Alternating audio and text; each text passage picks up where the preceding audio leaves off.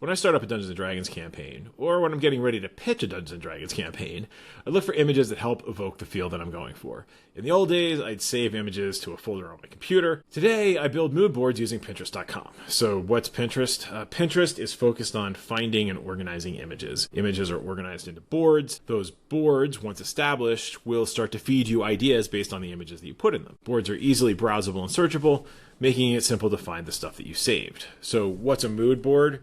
Mood boards are taken from the world of graphic design. They're a collection of graphical elements, photos, images, fonts, whatever, that help create a shared understanding of what a design is trying to evoke. In the context of a Dungeons & Dragons campaign, the idea is to help set the tone, either for yourself or for your players. They visually demonstrate the themes of your campaign, and during the game, they can help illustrate key NPCs, locations, and items. The first campaign I'm going to talk about is Elemental Apocalypse. This is my current Dungeons & Dragons campaign. It is set in the world of Greyhawk, 20 years after the Temple of Elemental Evil rose and the heroes failed to stop it. As a result, we've seen 2 decades worth of endless firestorms, titanic floods, land-shattering earthquakes, and brutal hurricanes as the princes of Elemental Evil attempt to conquer Orith for their dark overgod. But it's not really a topic for today. In any case, Elemental Apocalypse really has a lot of vibrant imagery associated with it, and as part of that, I really wanted to come up with images I could share with my group to show what I was really going for. And that was not just an everyday fantasy landscape, but one that has been transformed by fire and ice and just basically every other kind of hell that you could throw at the players, but with an elemental twinge. This is my board for Elemental Apocalypse. You can see it's got a bunch of different sort of, again, elemental themed images in here. And it's a mix, right? I wanted some that are environmental effects. I wanted some monsters. So you can see there are oceans that are lashed by lightning. There is molten lava running down mountains. There are whirlpools. There are mages evoking tornadoes made of flame or tearing rocks out of the ground. There's occasionally a few monsters thrown in because really what I'm looking for here isn't just your average fire giant. I'm looking for the fire giant that has literal fire coursing through his veins, right? And is constantly smoldering. I don't want just a water elemental. I want a water elemental that is maybe dripping shards of ice or rippling with electricity because it's got some sort of para-elemental going on. I really wanted to have something that was just more than what you would see in, say, your average episode of Rings of Power or in the Lord of the Rings movies, right? Now, going an entirely different route for sci-fi, I have a second mood board that I created for Savage Ringworld, which was a Savage Worlds-based campaign that my friends and I ran a couple years ago. Didn't go on for very long, but I really enjoyed running the game, and I really enjoyed coming up with the ideas of what you might find in a Ringworld. So if you're not familiar with Ringworld, Larry Nevin created this, but it's best known in Halo, the video game, right? And so the idea is you have this massive ring in space. The inside surface of the ring is habitable, but it has kind of awe-inspiring, amazing vistas because you're on this artificial world. In Larry Nevin's case, it's orbiting a sun. In Halo's case, it's usually built somewhere near a very large planet.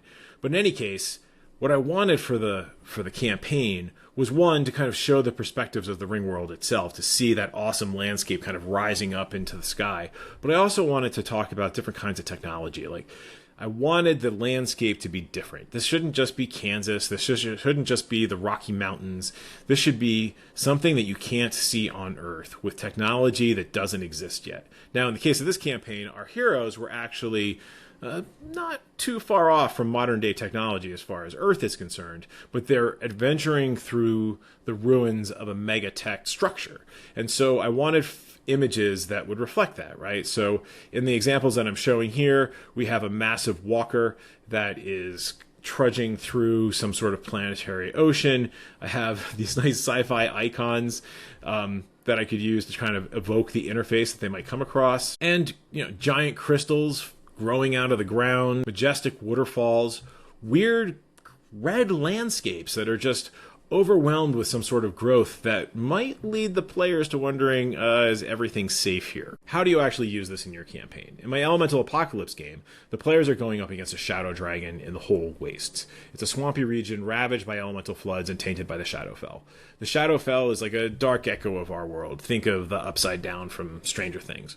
For a mood board, I wanted images that evoke, and I love saying evoke because that's what I'm really going for here, how dark and depressing the Shadowfell is. I'm looking for images that emphasize the absence of light and the realm's never-ending gloom. Now, a word of caution here.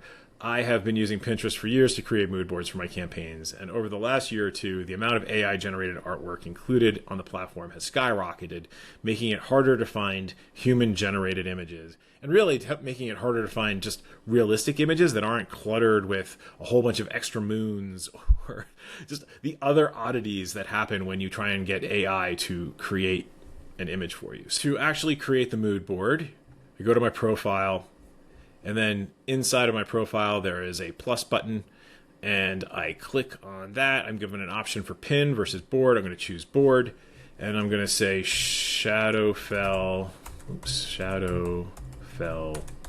mood. It will start off suggesting images based on the keywords that I gave it for the name of the board. And so I'm already starting off pretty good.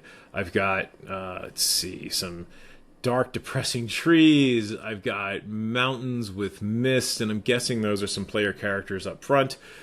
I've got, looks like some crows, which maybe I have to save that for Cyberpunk, but that's, I diverge. Let's see.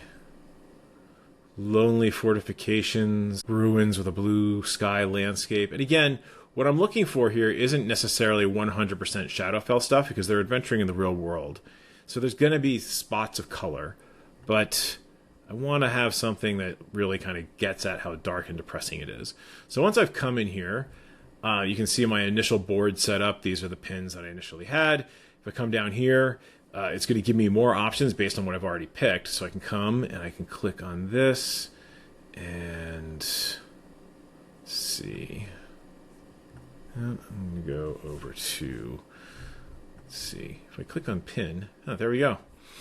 I wasn't quite sure what the interface was going to do because I stumbled into a different location. All right, so here we go. We got swamps. That's all pretty good. But now, those are just suggestions based on the images I already picked and that it picked. I know that they're going to be going into a forest, so I want to start searching for my own terms. So I'm going to do Shadowfell forest. And, well, actually, I'm getting more of what I had before. The thing here is, I'll note, it's always trying to suggest which board he thinks you should save to. And so it doesn't always guess it right, and I have a lot of boards. So I'm just coming back in, and in the drop-down, I have to choose to make sure that I'm getting what I want and not what Pinterest thinks I want. If it doesn't automatically show up, you can search for it, but there we go. Shadowfell mood board. Ooh, he looks menacing. We're going to go with that. And it's definitely not for Cyberpunk. There we go. Shadowfell mood. And then, let's see, Shadowfell castle, because maybe the dragon has taken up in a castle, or maybe the players are just going to need a place to hide while they're out in the world.